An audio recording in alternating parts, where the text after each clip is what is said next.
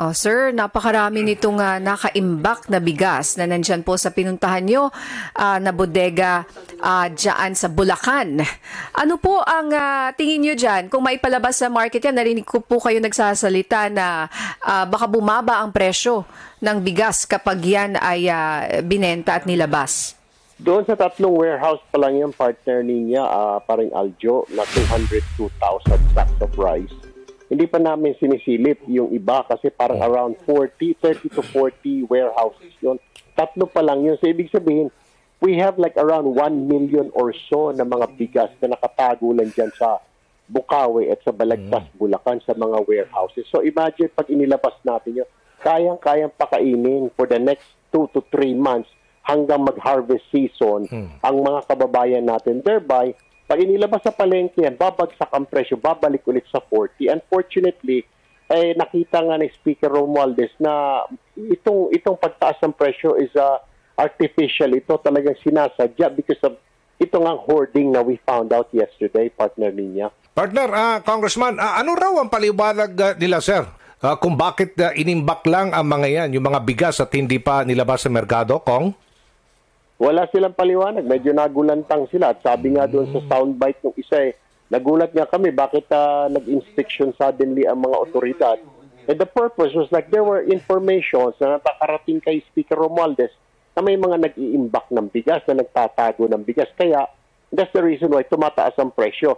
And we found out, fortunately, ito yung mga imported. Kasi alam mo naman yan, by Aljo, pag imported, mas mura kaysa sa locally produced. Dahil nga yung mga fertilizers nila doon, mura sa mga Cambodia, Vietnam. Sa atin, ini-import pa natin yung fertilizer, kaya mahal.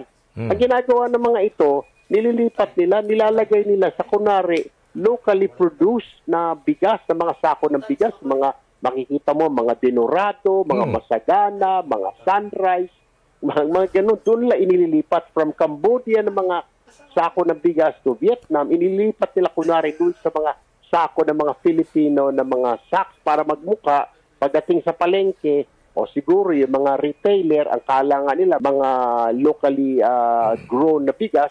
So, mataas ang tanggap nila dahil wala na nga supply, di ba? Pero originally, ang katotohanan, nandun lang sa bodega na nakatago, ito ay mga imported na bigas. Binibenta nila, kunwari, na ito ay galing sa mga magsasaka natin.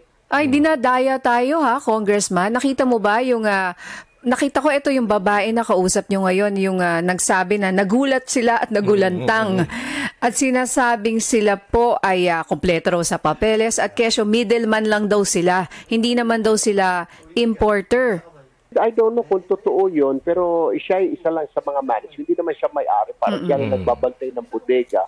Pero kasi may mga, totoo naman, yung mga bodega na may mga may-ari, tapos nirerentahan lang ng mga importers, diyan iniimbak. Pero mapapansin mo, sabi ko, paano ba itong mga makina na ito? Yung pala panlipat, ilalagay nila sa mga machine doon sa ibabaw, yung mga imported na yan, sasaluin ng mga sako-sako ng bigas ng mga made in the Philippines, kunwari sa ilalim, tapos at saka i-rebag. At yun ang ibinibenta. So mataas ang presyo. Kasi sa abroad, kuha nila yan 3 months ago, nasa mga 20 lang yan eh. So sobrang bibenta nila ngayon, bibenta sila, napatong sila ng mga 20, 40, siyempre yung retailer sa palengke, papatong na naman ng 10, kaya umabot ng 50, pero in reality, nasa 20 lang yan pag import niyan eh. Tapos ang kuha ng mga trader, tapos papatong sila ng 20, kita mo sobra-sobra masyado. Kaya ang kawawa, yung taong bayan, kaya maabot na mahigit 50 ang kada kilo ngayon sa palengke.